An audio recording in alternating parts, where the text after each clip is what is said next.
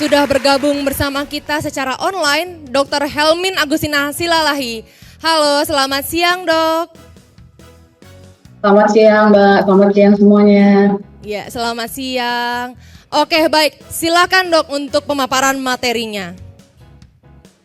Baik, silakan tolong di slide itunya ya, slide-nya. Sebelumnya saya mengucapkan terima kasih ya atas nama Saka Pharma dan tim brand. Kami dikasih kesempatan untuk sharing di sini dan sebenarnya nggak banyak hal-hal baru sih sebenarnya. Ini paling reminder untuk teman-teman semua tentang produk-produk dari Saka Pharma. Oke, slide. Oke, ini sekilas tentang CV saya. Mungkin kelihatan di sini kalau saya juga di Kalbe itu seputar Kalbe sudah cukup lama ya. Dan ketahuan nih umurnya berapa nih. Nah itu langsung aja ke materinya. Oke, nah ini sebelum kita masuk ke produk dari Saka Pharma, saya ingin reminder teman-teman sekalian tentang background dari produk ini gitu ya. Mungkin udah pada tahu nih Proma, kayaknya teman-teman juga udah pada hafal semua, udah tahu dan pasti udah sering juga merekomendasikan konsumen-konsumen yang datang ke apotik atau ke toko obat ya. Oke, jadi mungkin kita singgung sedikit nih tentang dispepsia dan GERD. Next. Oke, nah sebenarnya sakit mah ini bukan satu penyakit yang juga buat teman-teman semua sesuatu yang baru atau sesuatu yang aneh ya. Pasti sudah familiar gitu ya. Jadi sakit mah itu sebenarnya kalau didefinisikan gejala dispepsia, kalau di bahasa medis disebut sebagai dispepsia. Gejala-gejalanya biasanya berupa ada rasa nyeri atau tidak nyaman gitu ya di perut bagian atas gitu. Itu biasanya orang awam menunjuknya di ulu hati gitu ya. Sakitnya di mana ya gitu. Kalau konsumen datang ke apotik biasanya mereka nunjuknya di ulu hati. Nah itu baru kita sebut sebagai sakit mah atau dispepsia. Mungkin kalau nunjuknya di bawah pusar kemungkinan besar sih bukan sakit mah ya. Atau bisa juga kombinasi. Tapi kalau nunjuknya benar-benar di ulu hati itu kita pastikan itu seperti sakit mah, seperti itu. Dan rasa nyaman ini biasanya nggak spesifik ya, biasanya dia cuma bilang nggak enak nih di ulu hati saya gitu ya. Rasanya seperti apa? Ada kembung, kayak cepat kenyang ya, baru makan 1 sendok nasi misalnya udah langsung kenyang. Atau bisa seperti rasa terbakar, bahkan ada yang sampai muntah juga. Next slide. Pada dasarnya dibagi dua ya, ada yang organik, ada yang fungsional. Jadi yang organik ini biasanya ada kelainan tuh di organnya. Di lambungnya sendiri ditemukan ada suatu penyakit. Kalau dilakukan endoskopi gitu ya, ada gangguan di sana. Satu lagi, dispepsia yang fungsional ini biasanya kalau dilakukan endoskopi di dalam itu nggak kelihatan ada luka, ada tumor kan itu nggak ada. Jadi kondisinya ya mungkin paling merah sedikit gitu ya. Itu yang didapatkan kalau pada dispepsia fungsional. Dan ini yang paling banyak ditemukan di masyarakat. Biasanya penyebab pastinya nggak bisa dipastikan apa, tapi biasanya berpengaruh terhadap gaya hidup, misalnya pola makannya, merokok, alkohol, dan slide. Nah, secara global ya, lumayan banyak juga nih penderita dispepsia ini di masyarakat. Mungkin di sekitar kita atau mungkin kita sendiri ya, sadar nggak sadar ternyata kita menderita sakit mah gitu ya. Di Asia juga lumayan tinggi, apalagi di Indonesia ada ras-ras etnis tertentu yang suka makan pedas, asam-asam seperti itu, sehingga di Indonesia juga lumayan tinggi. Gitu kalau kita lihat ada penelitian ya di Profil Kesehatan tahun 2019 itu termasuk dalam 10 besar penyakit terbanyak pada pasien rawat jalan jemaah haji tahun 2019. Itu udah cukup lama gitu ya. Dan itu udah pasti teman-teman juga di apotik gitu ya sering mendapatkan pasien datang mengeluh sakit. Nah, untuk penyebabnya sendiri, banyak hal. Tadi saya sebut makanan, ya, berlemak, berminyak, terlalu pedas, seperti itu ya, merokok, kemudian. Nah, ini ada juga penggunaan obat-obat tertentu nih, yang NSAID. Misalnya dia datang dengan keluhan rematik, gitu ya. Dia sudah menggunakan obat-obat rematik cukup lama, biasanya lambungnya juga kena seperti itu. Dan gangguan pergerakan usus juga bisa terjadi dan hipersensitif. Ada orang tertentu yang misalnya ngopi gitu ya, nggak masalah gitu ya. Tapi ada orang tertentu juga yang sangat sensitif terhadap kopi sehingga setiap dia minum kopi keluhan itu timbul. Kemudian yang lainnya ada faktor infeksi dan faktor stres yang cukup banyak biasanya terjadi di akhir bulan ya. mahnya kambuh kalau udah akhir bulan, dia dikejar deadline, target, dan sebagainya. Next. Nah, ada satu lagi yang sering juga teman-teman dengar, yaitu GERD. Ya, pasti udah sering juga nih, saya yakin udah banyak datang di apotek nih. Biasanya pasien ini kalau ke dokter pun suka nggak jelas gitu ya. Karena mereka bisa datang dengan keluhan radang tenggorokan gitu ya, atau batuk berulang seperti itu. Setelah ditelusuri atau dianamnesis lebih lanjut, ternyata sakitnya adalah GERD. Jadi GERD itu adalah singkatan dari gastroesophageal reflux disease. Gejalanya adalah ada rasa tidak panas di ulu hati, lagi-lagi rasanya di ulu hati atau di bagian dada gitu ya. Jadi mereka akan merasakan ada rasa panas di dadanya gitu ya, karena biasanya ada aliran balik tuh dari lambung kembali ke rongga mulut gitu, karena katupnya itu longgar, yang harusnya makanan udah masuk ke dalam tubuh, tapi pada penderita GERD ini karena katupnya nggak bagus, akhirnya makanan bisa naik ke atas seperti itu.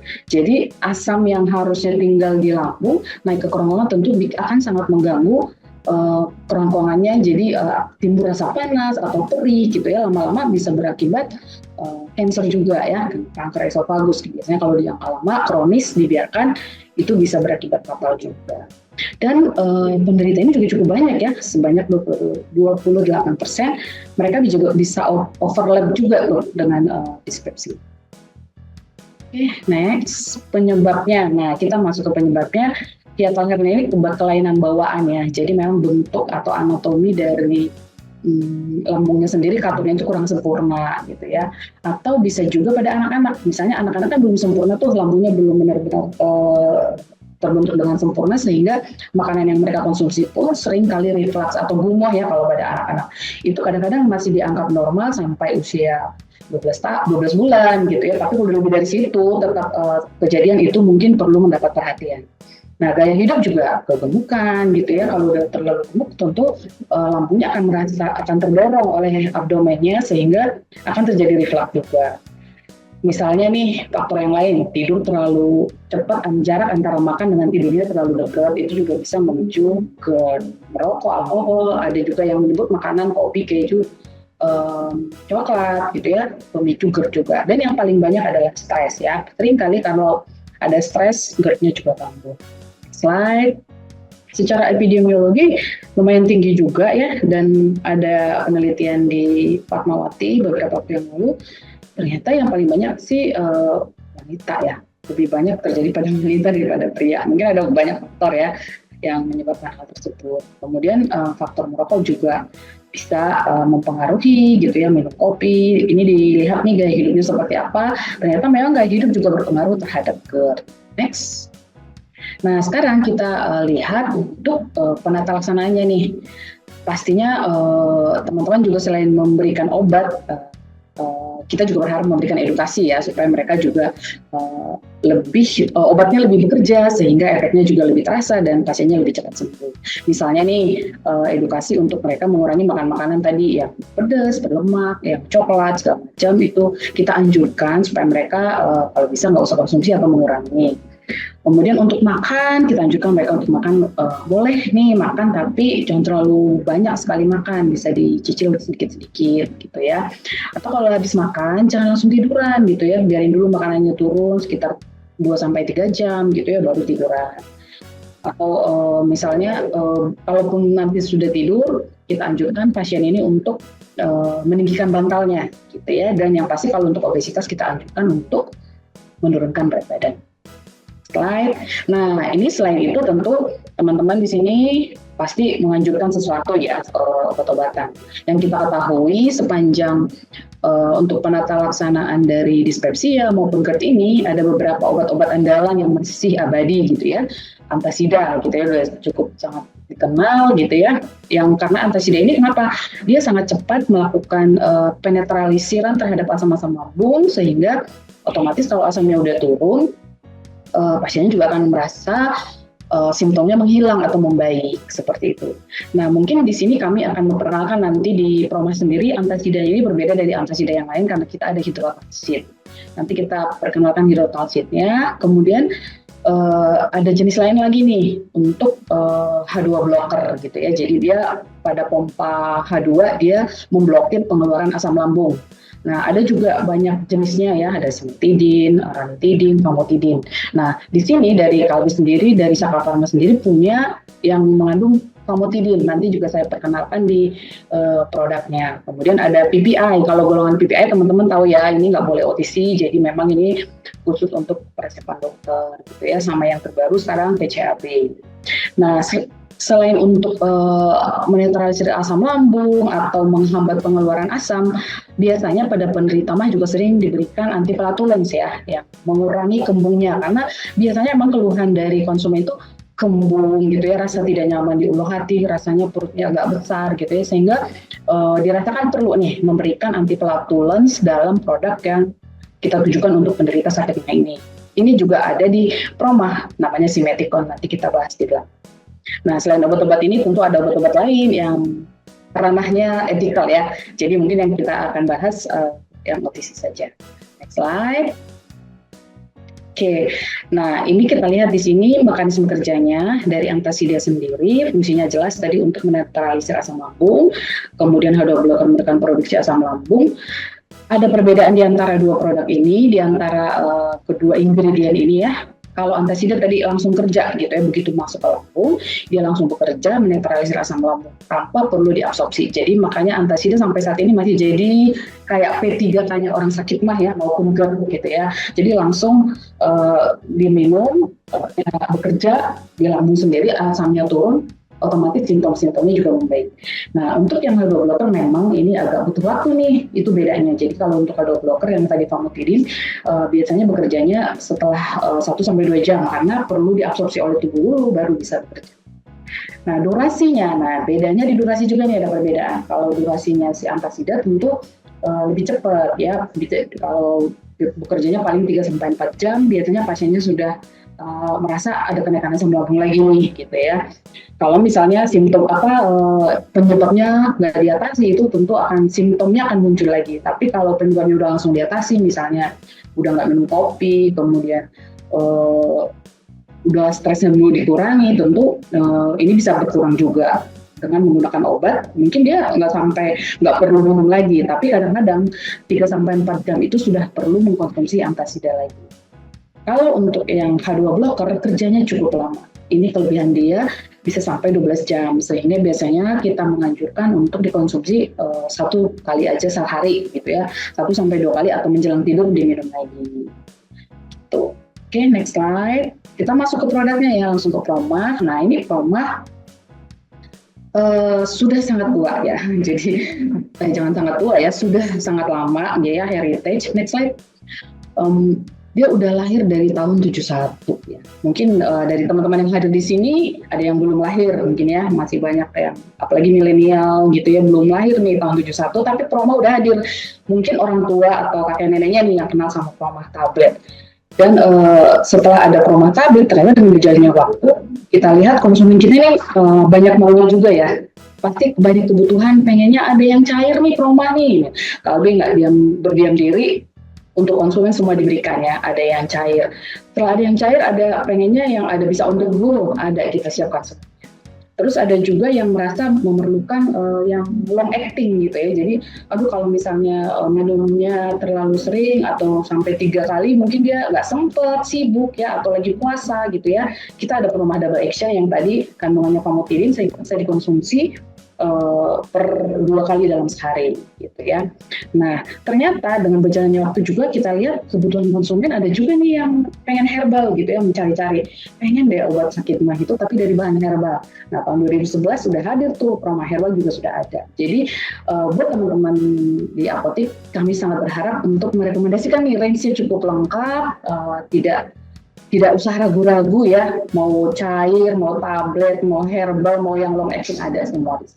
Next slide. Kenapa kita cukup sangat percaya diri? Jadi kita siapkan memang untuk semua range ya, tadi yang P3K-nya sakit mah yang sebelum dia ke dokter gitu ya, kita siapkan di sini semuanya. Jadi biasanya kan orang awal-awal tuh kayak cuma belum begitu parah gitu ya. Biasanya orang kan cari herbal dulu kan ya. Jadi kita di sini sudah ada Promah herbal. Kemudian kalau pasiennya datang udah ya udah cukup sering datang juga kambuhan gitu ya, udah mulai ada perih-perih di ulu hati, terus ada rasa panas di ulu hati sedikit, kita udah bisa menganjurkan yang tablet maupun yang suspensi gitu ya. Tapi kalau dia sudah kategori GERD, udah jelas dia GERD gitu ya, dan udah cukup sering kambuhnya, udah kronis, kemudian dia juga butuh yang long acting supaya dia jarang minum, kita bisa menganjurkan Promah Double Action. Next slide. Kita lihat satu-satu, ini yang tablet ya. Nah, ini yang tadi saya sebut bahannya yang P3K-nya itu adalah antasida sebenarnya, karena dia sangat bisa menetralisir asam lambung dengan cepat. Cuma di promah kita antasidanya itu dari hidrotalsid. Hidrotalsid ini adalah jenis antasida yang memiliki superior lah dibanding antasida yang lain, karena selain dia bisa menetralisir asam lambung, dia juga bisa menebalkan mukus pertahanan dari lambung kita, gitu ya. Jadi lambung yang sudah tipis, sangat kalau misalnya terpapar asam lambung, otomatis langsung saraf-sarafnya merasakan kesakitan gitu ya. Nah, dengan adanya hidrotalsid ini, mukus itu ditebelin gitu ya, sehingga asamnya tidak langsung berkontak dengan saraf-saraf di dinding kita. Dan dia juga lebih kerjanya itu agak lebih panjang dibanding antasida yang lain gitu ya, masa kerjanya lebih panjang. Makanya disebut hidrotalsid ini adalah antasida yang plus-plus ya dibanding antasida yang lain. Itu yang kami siapkan di Promah tablet maupun suspensi. Nah, selain antasidanya, kita juga di sini ada simeticon yang saya sebut tadi untuk kembungnya. Tadi keluhan yang paling sering disebut kembung juga nih gitu ya, selain rasa perih segala macam, makanya kita siapkan di sini simeticon. Jadi kombinasi antasida dengan simeticon ini sangat dipercaya untuk cepat merilis dari keluhan dari pasien sakit mah. Next slide. Cara penggunaannya sama ya, nanti untuk tablet maupun yang suspensinya sama 1, 2, 3, 4. Teman-teman hanya ngapalin 1, 2, 3, 4 aja. Apa tuh 1, 2, 3, 4? Jadi 1 sampai 2 tablet, 3 sampai 4 kali sehari. Itu untuk orang dewasa. Gitu ya, sangat gampang ya untuk memberitahu ke konsumen bahwa ya ini 1, 2, 3, 4 aja. Artinya apa? 1 sampai 2 tablet, 3 sampai 4 kali sehari. Dengan efikasi menetralisir dan anti kembungnya. Bisa nggak buat anak-anak? Bisa juga untuk anak 6-12 tahun, cukup setengah tablet saja, sampai 1 jika diperlukan. Next slide. Nah, ini nggak usah terlalu banyak. Nah, ini next slide. Ini yang sachet ya. Belum bergerak nih slide-nya.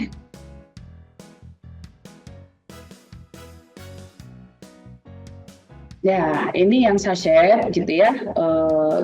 Yang cair. Jadi cair itu ada 2 sebenarnya, ada yang botol, terus ada yang sachet juga. Jadi kalau misalnya repot nih, saya mau pergi gitu ya, terus pengen yang kalau lagi di perjalanan apalagi ya, kita nggak harus siapin sendok, nggak harus siapin air gitu ya, udah bawa yang sachet aja. Anjurkan konsumennya untuk bawa ini yang sachet nih buat kamu pergi-pergi, buat di jalan gitu ya, atau di mobil gitu, sangat praktis.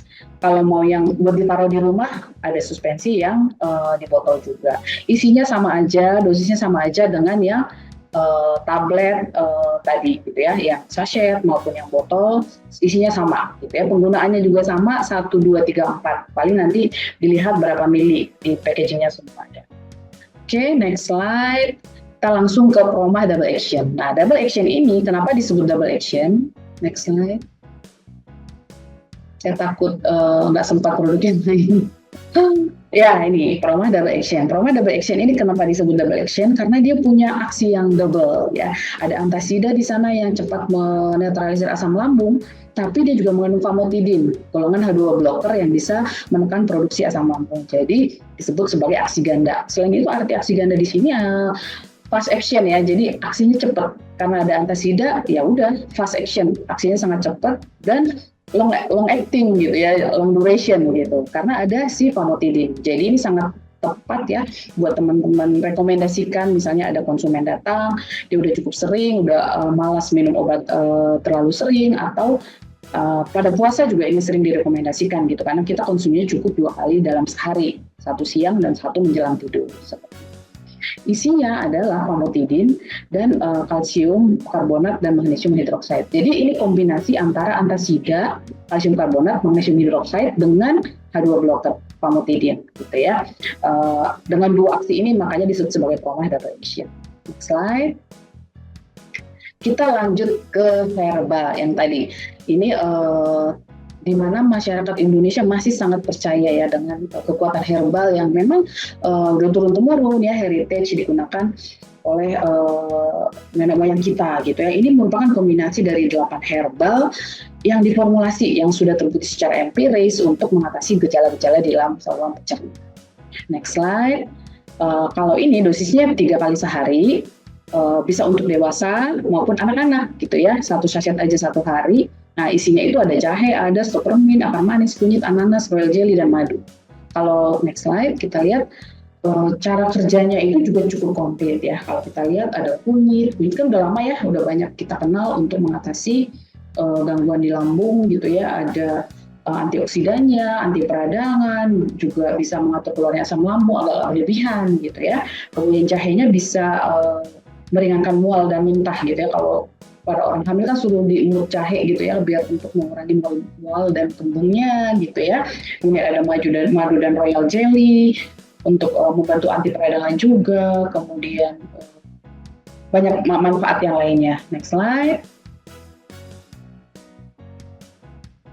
Nah, ananas mungkin kita taunya manis gitu ya, buah gitu ya. Ternyata di ananas itu ada enzim gitu ya.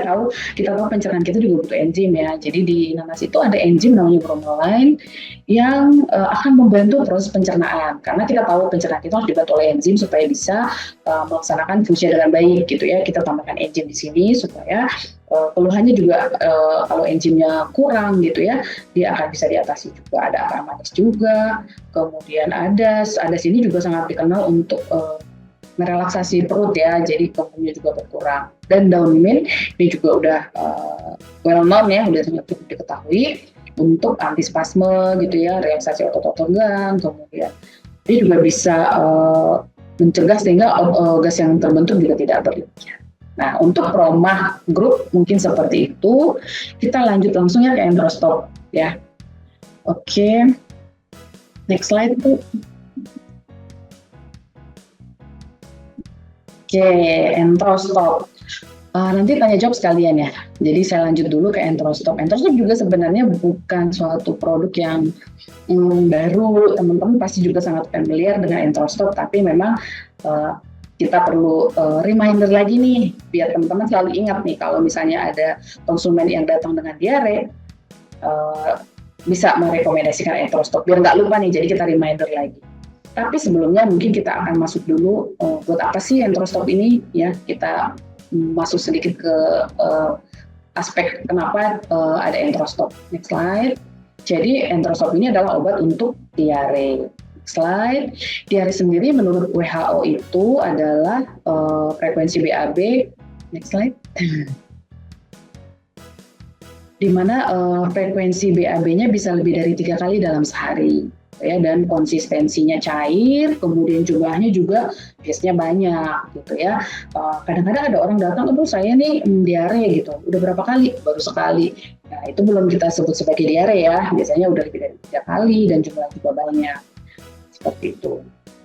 Berdasarkan waktunya, diare juga dibagi menjadi 2. Jadi ada yang akut, ada yang kronik gitu ya. Kalau misalnya masih kurang dari 2 minggu, kategorinya akut. Tapi kalau udah lebih dari 2 minggu, biasanya kita sebut sebagai kronik. Nah, Entrostop biasanya kita rekomendasikan pada diare-diare yang masih akut ya. Jadi di awal-awal itu belum khas penyebabnya apa gitu ya. Pertolongan pertama pada diare gitu ya. Jadi kalau orang awal-awal diare belum tahu penyebabnya apa, daripada berkelanjutan ya, lebih baik kita menganjurkan konsumen kita untuk mengkonsumsi Entrostop. Sama seperti Promah tadi. Promah itu pertolongan pertama pada sakit mah gitu ya. Jadi kalau udah timbul keluhan-keluhan tadi sakit mahnya, tinggal teman-teman lihat nih kebutuhan dia apa. Dia pengen yang praktis kah atau yang on the go atau yang long acting, long duration gitu ya.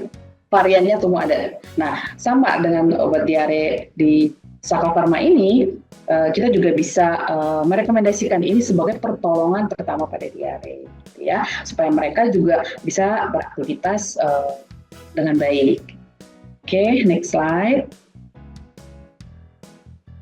Nah, secara epidemiologi dari Riskesdas ini sebenarnya ada data yang terbaru juga lumayan tinggi ya, dan dikhawatirkan memang diare ini adalah karena diare seringkali menyebabkan kematian. Itu yang sangat ditakutkan dari diare, karena bisa fatal juga gitu. Jadi memang sangat perlu terutama pada anak-anak kalau diare itu segera diatasi dengan baik. Dan sebenarnya langkah pertama yang harus dilakukan pada orang diare adalah rehidrasi. Karena apa?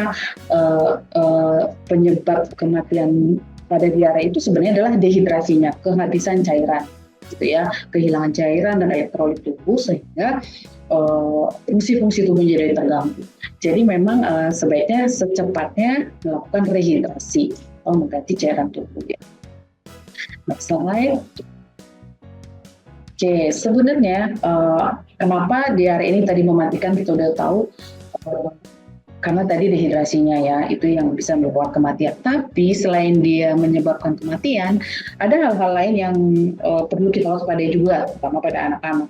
Karena kalau terjadi diare, otomatis penyerapan makanan, asupan gizinya akan terganggu ya, sehingga berat badannya, kemudian tumbuh kembangnya juga bisa terganggu kalau misalnya diarenya berkelanjutan gitu ya. Apa yang terjadi yang sekarang juga dikhawatirkan oleh pemerintah, misalnya akan terjadi malnutrisi atau stunting gitu ya, itu menjadi kekhawatiran juga. Jadi kalau diarenya berkelanjutan, kita harus waspadai supaya jangan sampai kita berkontribusi nih untuk terjadi hal-hal yang sekarang jadi program pemerintah, penurunan stunting, dari malnutrisi.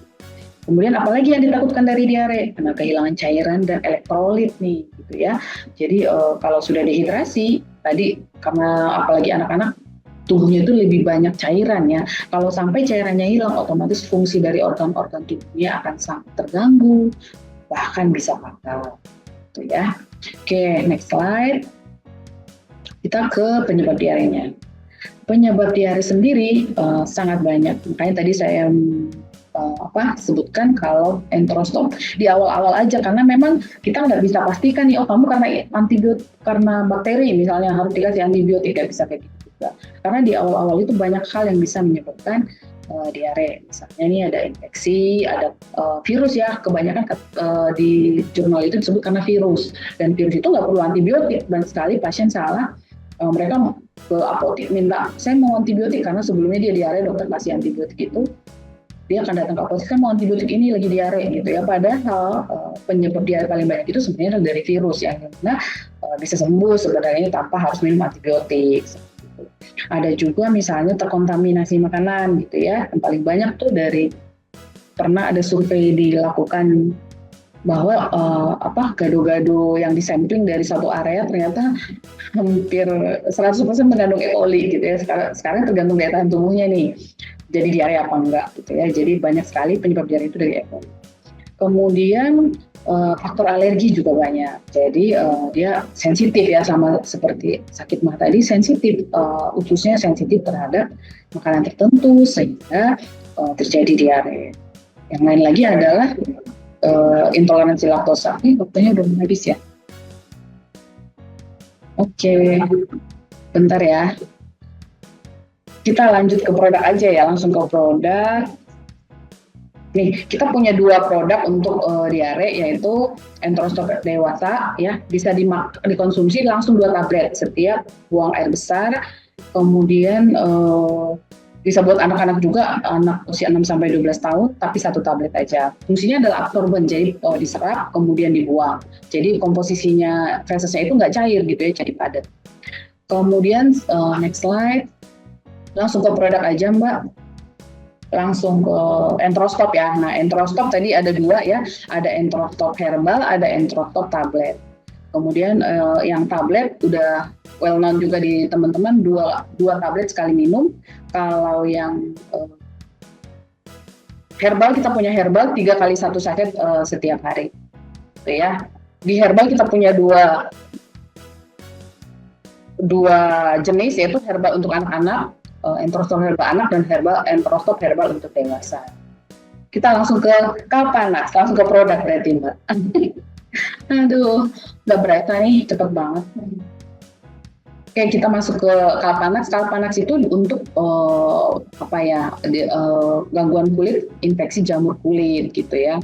Nah, karena negara kita negara tropis, jadi memang sangat banyak kejadian infeksi jamur kulit ini. Nah, untuk itu kalau Bio Farma juga atau Saka Farma sudah memiliki 2 produk unggulan nih di sini. Ada Kalpanax Cream yang mengandung miconazole nitrat dan ada Kalpanax Salep. Kalpanax Salep ini kandungannya ada salicylic acid, ada benzoic acid, sulfur precipitatum, mentol dan camphor. Ya, jadi buat kalau misalnya ada konsumen yang datang dengan keluhan jamuran, ada 2 pilihan nih. Nah, kenapa harus ada 2 pilihan? Karena ternyata di konsumen kita itu ada yang pengen menggunakan obat mengoleskan obat anti jamurnya itu pengennya yang lembut gitu ya, yang nggak terlalu berasa, nggak lengket gitu ya. Ini ada Kalpanax Cream gitu ya, karena isinya miconazole nitrat yang langsung membunuh jamurnya sendiri seperti itu. Dan ini next slide Mbak, langsung ke Kalpanax Cream aja. Nah, ini sangat cocok digunakan yang krim ya, digunakan untuk kulit yang sensitif, kulit berambut, atau di wajah ya, karena seringkali juga apalagi pada anak-anak seringkali ada di wajahnya itu ada infeksi jamur gitu ya, direkomendasikan untuk menggunakan Kalpanax Cream. Kemudian next slide, Kalpanax Salep. Nah, ini Kalpanax Salep biasanya itu untuk di kaki ya. Kenapa di kaki? Karena bentuknya salep. Salep ini lebih tahan terhadap air gitu ya, nggak gampang hilang dengan air. Jadi kalau misalnya ada jamuran di kaki, di tangan gitu yang sering kena air, itu cocok sekali menggunakan Kalpanax Salep. Dan komposisinya juga kandungannya ini kandungan yang konvensional yang sudah cukup lama digunakan dan masih efektif untuk membasmi 3 produk variannya, dan varian-variannya sudah disampaikan dan waktunya juga sudah habis ya. Oke, saya kembalikan Mbak. Thank you. Oke, baik. Terima kasih Dokter Helmin.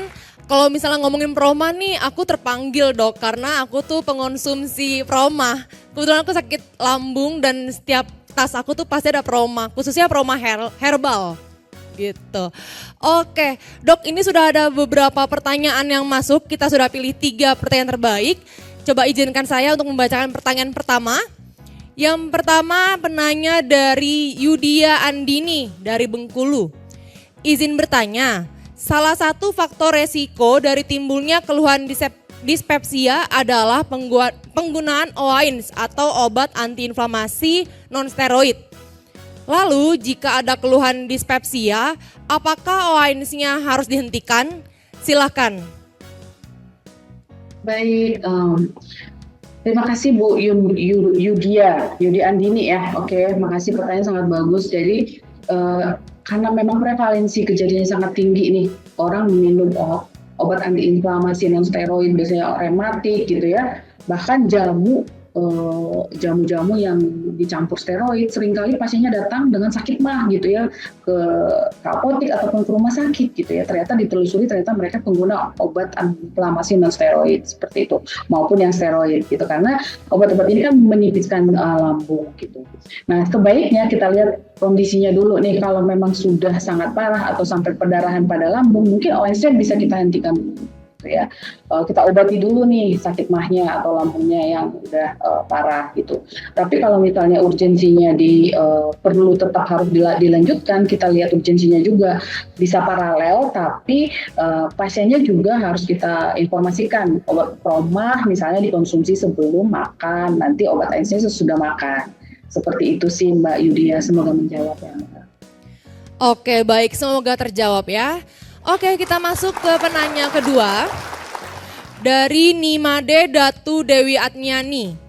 Apabila infeksi jamur cukup luas pada kulit, apakah penggunaan krim saja dapat mengobati infeksi tersebut? Apa harus dikombinasi dengan obat oral? Apabila infeksi sudah sembuh setelah gunakan krim, apakah perlu gunakan selama 2 minggu tambahan agar spora jamur tidak tumbuh lagi? Silahkan Dok. Ya, betul sekali Mbak. Terima kasih Bu Nimade ya, yang pertanyaannya juga sangat-sangat sering ditanyakan ini ya, dan memang kita harus jawab. Jadi pada lesi atau gangguan kulit yang sangat luas, memang kita harus kombinasi dengan yang oral.